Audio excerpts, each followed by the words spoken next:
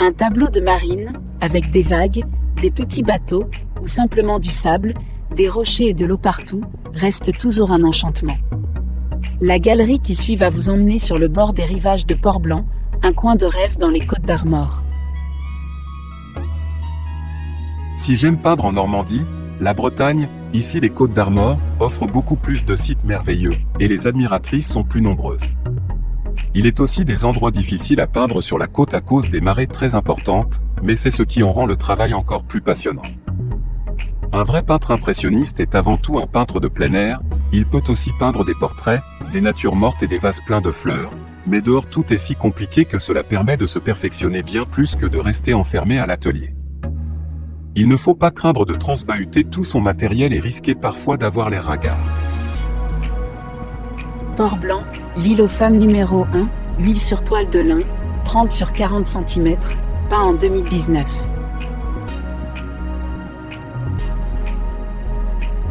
Peut-être encore une petite heure, ou moins, de travail, juste pour finir d'harmoniser les tons, de souligner des reliefs, et surtout de poser, exactement où il faut, les rehauts, les dernières touches de coups de couteau qui vont donner la lumière idéale. Et dans cette toile, réalisée en un après-midi, je me suis retrouvé face à cet éternel problème du paysage de bord de mer. Il ne faut pas avoir le mal de mer, car tout bouge, enfin, je veux dire que la mer monte ou descend au cours du travail, les nuages arrivent ou s'en vont encore plus vite. Moralité, il faut savoir travailler vite, bien observer l'environnement avant de commencer, et se jeter à l'eau sans hésiter. À propos d'eau, j'ai peint ceci lors de la montée de la marée, d'où une transparence sublime de l'eau, que les Bretons connaissent bien. Port-Blanc, l'île aux femmes numéro 2, huile sur toile de lin, 38 sur 55 cm, peint en 2020. Avec une obstination, genre série à la manière de Monet, restons modestes, je suis revenu cette année faire une autre toile de cette île aux femmes à Port-Blanc.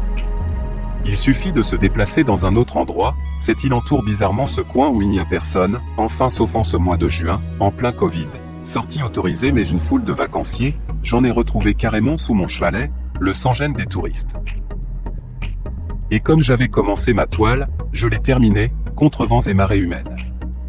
Le courage du peintre d'extérieur, parfois, ça craint un peu. Donc, j'ai peint, et comme le ciel était bleu horizon, ce que je n'aime pas vraiment, j'ai fermé les yeux et j'ai peint un ciel intérieur, un artiste à tous les droits. Oui. Port-Blanc. L'île aux femmes, numéro 3, huile sur toile de lin, 46 sur 61 cm, peint en 2020. Obstiné le peintre il est, texte en breton. Décidément, cette côte m'inspire, troisième toile avec vue sur l'île aux femmes, j'ai transporté mon chevalet de campagne devenu chevalet de mer un peu plus loin, au-dessous du sentier des douaniers, c'est bien plus tranquille. J'ai réinstallé mon ombrelle, hier, il y avait trop de vent et j'ai terminé ma toile numéro 2 qui vibrait beaucoup, et en plein soleil difficile de travailler les bonnes tonalités. Aujourd'hui, c'est sympa, pas de curieux lambda, je peux peindre n'importe où, les gens ne me dérangent pas sauf s'ils s'agglutinent en disant n'importe quoi. Vous avez remarqué que sur le motif, dehors, je ne me sers presque que de mes couteaux à peindre, plus rapides et moins contraignants. Il ne fait pas trop chaud sur ces côtes bretonnes, ce qui m'autorise l'emploi de résine pour ajouter à mes couleurs à l'huile, ainsi le travail est très agréable pour faire des superpositions de couleurs dans le frais. Cette toile, un peu plus grande, a été exécutée en 2 séances, en tenant compte des étals des marées. Pour les marins et capitaines qui sont partis joyeux pour des courses lointaines, j'ai ajouté le détail de la mer, ce repère d'alignement pointu, blanc, que je vous charge de découvrir. Ainsi, l'équinoxe d'automne ne fera pas d'affreux malheur sur la côte bretonne. Quel curieux nom. L'île aux femmes doit son nom aux femmes de Goémonier qui venaient, à pied, faire sécher les algues. Son nom breton est Gragé, Garagèse, Guaragé, imprononçable.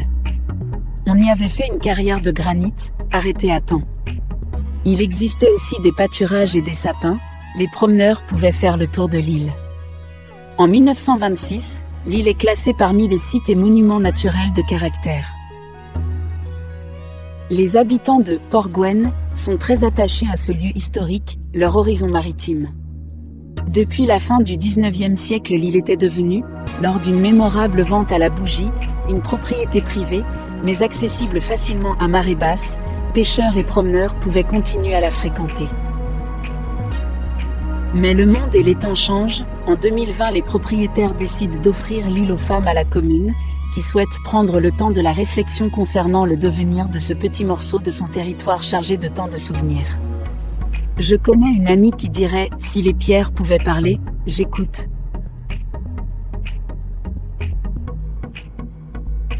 Dessin sur papier à grain fin, à la plume métal, encre bistre, rehaussé de léger lavis d'aquarelle. Deux jolies petites pochades, enlevées rapidement et légèrement du bout de la plume et du pinceau, assis dans les rochers. Ce qui est intéressant sur cette côte, pleine de cailloux de toutes les couleurs, est la transparence de l'eau et du ciel absolument indissociable. Le paradis des bigorneaux, m'égare au coup de vent quand même. Dessin sur papier à grain, à la plume métal, encre bistre rehaussée d'imperceptibles lavis d'aquarelle soutenus par des aplats d'encre. Un autre dessin, d'une grande simplicité, à la plume métal fine, une sergent-major, temps couvert, j'avais ma vareuse de marin, marée descendante, rocher très sombre en cet endroit, d'où cette atmosphère très bretonne. Une émotion tellement vraie qu'une admiratrice, oui, a dit d'on s'y croirait, et elle savait évidemment de quoi elle parlait, moi aussi. Voilà, vous avez remarqué que cette courte vidéo est sur un seul et unique sujet d'une simplicité biblique, des cailloux, du goémon et de l'eau salée, une émotion linéaire, pas plus. D'autres thèmes viendront peut-être un jour. Ce n'est pas un dépliant touristique à toute berzingue, et finalement, le meilleur ne serait-il pas, justement, de ne faire qu'une série, illimitée, de toiles ne représentant que cette île aux femmes, vue sous tous les angles, par tous les temps, avec toutes ces amplitudes de marée qui caractérisent cette mer bretonne. Et avec, et surtout, tous les éclairages sublimes de ces ciels celtes. Naïvement, mes yeux mouillés d'embrun, je regardais ces tableaux, n'y voyant que sérénité d'une sincérité d'émotion, distinction particulière des peintres impressionnistes, la paix intérieure. Je me trompais. En regardant de plus près ce détail, j'ai compris que pour réaliser toutes ces toiles en quelques jours seulement, il fallait avoir une réelle violence artistique, maîtrisée.